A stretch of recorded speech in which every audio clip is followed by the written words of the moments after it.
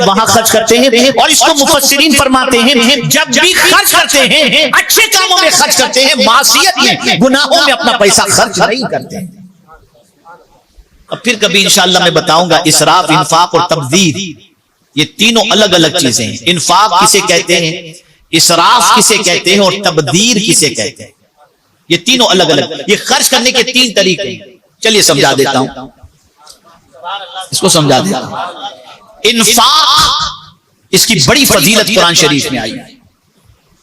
جائز کمائی کو جائز کاموں میں خرچ کرنا یہ ہے انفاق، اور اس کی فضیلت یہ ہے کہ الذین ينفقون اموالهم باللیل والنہار سرا وعلانیہ فلہم اجرہم عند ربہم ولا خوف علیہم ولا هم یحزنون، کہ جو رات میں دن میں دکھا کر چھپا کر اللہ کی راہ میں خرچ کرتے ہیں ان کے لیے اللہ کے پاس اجر بھی ہے، اور انہیں نہ کوئی خوف ہوگا نہ کوئی غم ہوگا۔ یہ ہے انفاق۔ اسی پر صرف انفاق کو میں کھولنے لگوں تو یہ بھی ایک لمبا، لیکن صرف تین چیزوں خرچ کرنے کے تین طریقے، انفاق، اسراف اور تبذیر۔ انفاق کسے کہتے ہیں؟ جائز کمائی کو جائز کاموں میں خرچ کرنا، یہ کیا ہے؟ بولیے انفاق۔ اور اس کی فضیلت قرآن شریف کے اندر ہے، اس کا ثواب بے پناہ۔ اسراف کسے کہتے ہیں؟ جائز کمائی کو فضول کاموں میں خرچ کرنا، ایسے کاموں میں خرچ کرنا جس پر کوئی ثواب نہیں۔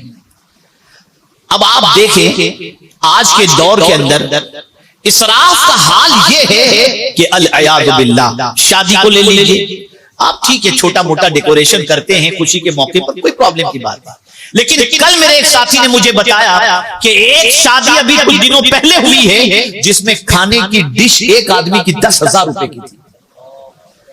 اب وہ طریقہ کیا تھا؟ ٹیبل پر بیٹھنے والے کو ٹیپ دے دیا جاتا اور اس ٹیپ کے اندر ساری آئٹمز لکھی ہوتی، اگر پانی پوری کھانی ہے تو 25 قسم کی پانی پوری، کیلاش کی کھانی ہے، پربت کی کھانی ہے، چوپاٹی کی کھانی ہے، کہاں کی کھانی، جتنے بھی پانی پوری والے اسٹینڈرڈ تھے ان کا نام، آپ بٹن دبا دیں گے آپ کا بک ہو جائے گا، تھوڑی دیر کے بعد وہ پانی پوری لے کر کے۔ یہ اسراف ہے، یہ فضول خرچ ہے، اس میں کون سا ثواب؟ پھر کھا کر پھینک دینا، اللہ اکبر۔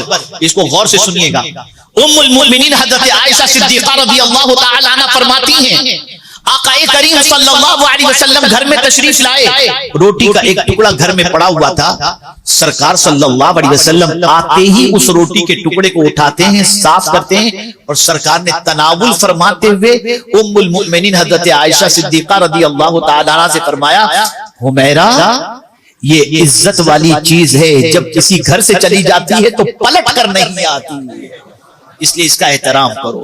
آج گٹروں میں کھانا پھینکا جا رہا ہے، گٹروں میں کھانا پھینکا، اور شادیوں میں تو اللہ رحم و کرم فرمائے، میں بتا نہیں سکتا۔ تو جو اللہ والے ہوتے ہیں وہ اسراف نہیں کرتے۔ تو اسراف سمجھے جائز کمائی کو فضول کاموں میں خرچ کرنا جس میں کوئی ثواب نہیں، اور ایسے شخص کو اللہ کیا فرماتا ہے؟ ان اللہ لا يحب المسرفین، بے شک اللہ فضول خرچی کرنے والے کو پسند نہیں فرماتا۔ اسی لیے قرآن نے ایک اور مقام پر فرمایا کلوا واشربوا ولا تسرفوا انہ لا يحب المسرفین، کھاؤ پیو اور اسراف نہ کرو۔ قرآن کا یہ انداز خاص طور پر اس دونوں چیزوں کے ساتھ آنا، کلوا واشربوا کے ساتھ ولا تسرفوا کا آنا، یہ اس بات کی طرف غمازی کرتا ہے کہ انسان کی فطرت میں ہے کھانا پھینک دینا، پانی پھینک دینا، اس لیے اللہ عز و جل نے یہاں پر فرما دیا کھاؤ پیو اور اسراف نہ کرو۔ تو جائز کمائی کو گناہ کے کام میں فضول کاموں میں خرچ کرنا، یہ ہوا اسراف، اور یہ اللہ کو پسند ہے۔ اب تیسری چیز ہے تبذیر۔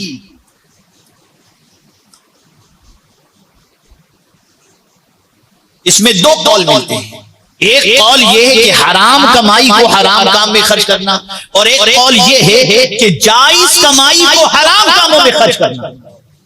جائز کمائی کو حرام کاموں میں خرچ کرنا، بڑی معذرت کے ساتھ میں کسی پر ٹونٹنگ نہیں کر رہا ہوں، لیکن میں اپنی پرانی یادوں کو سامنے رکھتے ہوئے جو تجربہ ہے اس تجربے کو بتاتا ہوں کہ جیسا میں نے لوگوں میں دیکھا تھا، بہت سارے کاریگر ایسے بھی تھے جو سنیچر تک محنت کرتے اور سنیچر کو رات کو جب مزدوری ملتی، پیسہ ملتا تو چلے جاتے حرام کام کرتے۔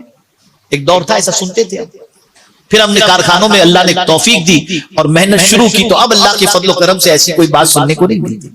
تو جائز کمائی کو حرام کاموں میں خرچ کرنا یہ ہے تبذیر. اب ایسا اگر کوئی کرے تو قرآن اس کو کس کھاتے میں جمع کرتا ہے؟ قرآن کہتا ہے ان المبذرین کانوا اخوان الشیاطین. یہ جائز کمائی کو حرام کاموں میں خرچ کرنے والا شیطان کا بھائی ہے. شیطان کا بھائی، یہ قرآن کہتا ہے.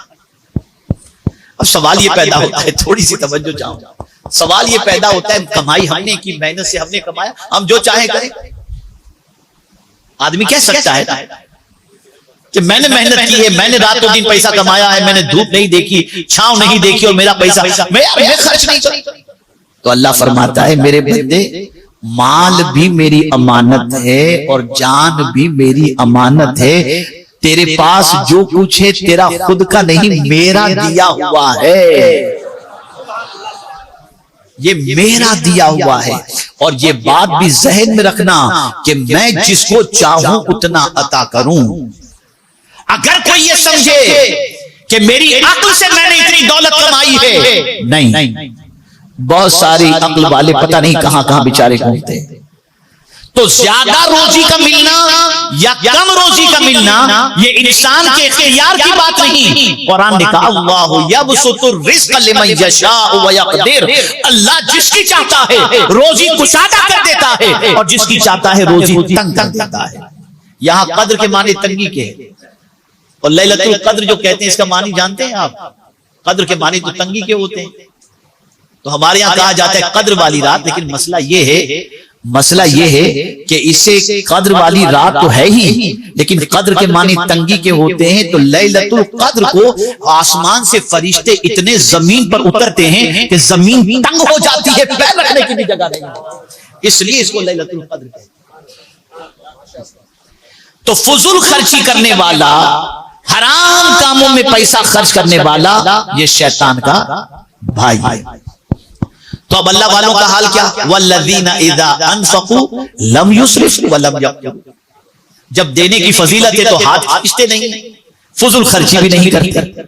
اللہ والے لٹاتے ہیں اور چونکہ وہ سنت رسول صلی اللہ علیہ وسلم کے پیروکار ہوتے ہیں اور حضور کی سنت بھی یہ ہے مانگنے والوں کو محروم نہ رکھا جائے. اس لیے اللہ نے اپنے نیک بندوں کی صفت بھی جب بیان فرمائی تو یوں فرمائی وَمِمَّا رَزَقْنَاهُمْ يُنْفِقُونَ کہ ہم نے جو ان کو روزی عطا کی وہ ہمارے نام پہ خرچ کرتے ہیں. آج کا انسان تھوڑا سا بے وقوف ہے، بودی سوچ ہے، مکمل شیطان نے کھوپڑی پہ کنٹرول کر لیا ہے. سوچتا ہے اللہ کے نام پہ دوں گا تو کم ہوگا. بے وقوف ہو تو بے وقوف. اللہ کے نام پر دینے سے کبھی کم نہیں ہوا، کبھی کم نہیں ہوا اور نہ کبھی کم ہوگا. اس لیے کہ اللہ کا وعدہ سچا ہے، من جاء بالحسنۃ فلہ عشر امثالها. خیر اب سمجھیے اس کو. تو اللہ کے جو نیک بندے ہوتے ہیں وہ فضول خرچی بھی نہیں کرتے اور ہاتھ بھی روک کے نہیں رکھتے. تو کرتے کیا ہے؟ وَكَانَ بَيْنَ ذَلِكَ قَوَامًا. اعتدال کی راہ اپناتے ہیں، دیتے بھی ہیں اور اپنے لیے رکھتے بھی ہیں. اتنا بھی نہیں دے دیتے کہ کل خود کو مانگنے کی ضرورت پڑ جائے اور اتنا بھی خود کے پاس نہیں رکھتے کہ بخیلوں کی فہرست میں شامل ہو. اس کو ذہن میں رکھیں، اس کو حدیث شریف سے سمجھاؤں. حضرت سعد رضی اللہ تعالیٰ عنہ نے سرکار صلی اللہ علیہ وسلم کی خدمت میں عرض کیا یا رسول اللہ صلی اللہ تعالی علیہ وسلم میں چاہتا ہوں کہ میرے پاس جو کچھ ہے میں اللہ کے نام پر اسے خرچ کر دوں، دے دوں. سرکار اس کے سلسلے میں آپ کیا فرماتے؟ آقا کریم صلی اللہ علیہ وسلم نے فرمایا 1/3 اللہ کے نام پر دو. کتنا دو؟ بولیے 1/3 اللہ کے نام پہ دو.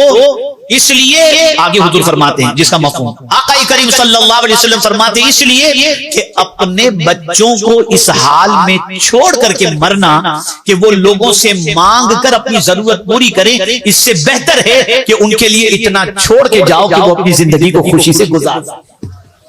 تو یہاں سے اعتدال کی راہ سمجھ میں آئی. نہ سب لٹا دو اور نہ ہاتھ کو کھینچ کے رکھو میرے پیارے آقا صلی اللہ تعالی علیہ وسلم کے پیارے دیوانوں. اسی لیے اللہ والوں کے دینے کا حال یہ ہوتا ہے زمین کے اوپر ہوتے ہیں تب بھی دیتے ہیں اور زمین کے اندر ہیں تب بھی دے رہے ہیں. نعرے تکبیر، نعرے رسالت، سنی دعوت اسلامی. ان کے دینے کا سلسلہ ایسا ہے جو رکتا نہیں، سب کے خزانے ختم ہو جاتے ہیں. ان کا تعلق قدرت سے اتنا اسٹرانگ ہے، وہاں سے آتا رہتا ہے، یہاں سے بڑھتا رہتا ہے. یہ اللہ والوں کی صفت ہے. اور بھی بہت ساری صفتیں قرآن مقدس میں ان کی بیان کی گئیں. اب یہاں سے آپ ان صفات کو غریب نواز کی زندگی کے اندر آپ دیکھیں تو آپ کو پتا چلے گا کہ سلطان الہند کیسے رحمان کے نیک بندے تھے کہ جتنی نیک بندوں کی صفتیں قرآن میں موجود ہیں، اگر ان ساری صفتوں کے پیکر کو دیکھنا ہے تو اولیاء کی زندگی اٹھا کر دیکھو اور اولیاء کے اندر بھی خواجہ غریب نواز کی حیات طیبہ کو آپ دیکھ سکتے. اب بات کلیئر ہو گئی کہ ہم جس سے محبت کرتے ہیں اس کے راستے پر چلنا یہ ہماری ذمہ داری بن جاتی ہے. خالی اس کے نام کی نیاز کھانے کی ذمہ داری نہیں ہے. ہم تو کیا کرتے ہیں، کیا بٹ رہا ہے آج، کیا کھانا، کیا نیاز ہے. العیاذ باللہ، یہ پیٹ ہے جو بھرنے کا نام ہی نہیں دیتا. یہ پیٹ ہے جو بھرنے کا نام نہیں دیتا. تو سوچ بناؤ، فکر بناؤ کہ اولیاء کرام کے راستے پر چلیں گے، ان کے نقش قدم پر چلیں گے. اگر ان کے راستے پر چلے تو پھر ہوگا کیا؟ پھر اللہ عز و جل جنت کا مسافر بنا دے گا اور پروردگار قیامت میں ان اللہ والوں کو جہاں رکھے گا ان کے قدموں میں ہمیں بھی جگہ عطا فرمائے گا. زندگی رہی تو پھر کبھی قرآن شریف کی روشنی میں اس کو ثابت کرنے کی میں کوشش کروں گا. میں انہی کلمات خیر پر آپ سب سے امید کرتا ہوں کہ جو کچھ نیک بندوں کا طریقہ ہے اسے اپناؤ، اس راستے پر چلنے کی کوشش کرو. زندگی گزار لی ہم نے بھٹکے ہوئے کے راستے پر چل کر. ہمارے نوجوانوں کو ہم دیکھتے ہیں تو عقل دنگ ہو جاتی ہے. کوئی گٹکے میں لگا ہوا ہے، کوئی شراب میں لگا ہوا ہے، کوئی تمباکو میں لگا ہے، کوئی سگریٹ میں لگا ہے، کوئی منشیات میں لگا ہے. یہ ہمارے مسلمانوں کا یا کسی انسان کا یہ طریقہ نہیں. ہمارا طریقہ یہ ہونا چاہیے کہ ہم جن کے ماننے والے ہیں ان کے بتائے ہوئے طریقے پر چلیں. ہمیں قرآن جس طرح چلنے کا حکم دیتا ہے اس طرح سے چلو. قرآن جس طرح سے بیٹھنے کا حکم دیتا ہے اس طریقے سے بیٹھو تاکہ ہماری دنیا بھی سنور جائے، آخرت بھی سنور جائے. اے رسول اعظم صلی اللہ علیہ وسلم کے دیوانوں، ہم بہت خوش نصیب ہیں، بہت خوش نصیب ہیں، بہت خوش نصیب ہیں کہ اللہ تعالیٰ نے ہمیں اسلام کی دولت بھی عطا فرمائی اور محمد عربی صلی اللہ علیہ وسلم کا امتی بھی اللہ نے بنایا اور ساتھ ہی ساتھ اللہ تعالیٰ نے اولیاء کرام کا چاہنے والا بھی بنایا. بس ہم سنور گئے نا تو کسی کو انگلی اٹھانے کی ضرورت نہیں پڑے گی. اللہ تعالیٰ رحمت عالم صلی اللہ علیہ وسلم کے سب کو طفیل مجھے آپ کو سب کو اللہ اور اس کے رسول کے ارشادات پر عمل کی توفیق عطا فرمائے. آپ سب سے گزارش ہے کہ سنی دعوت اسلامی کا ہفتہ واری سنی اجتماع مرکز اسماعیل حبیب مسجد جو مینارہ مسجد کے پیچھے ہے وہاں پر ہر سنیچر کو ہوتا ہے. آیا کریں، دین سیکھا کریں، دین سے اپنے آپ کو جوڑیں. دین سے جڑیں گے تو دنیا بھی سکون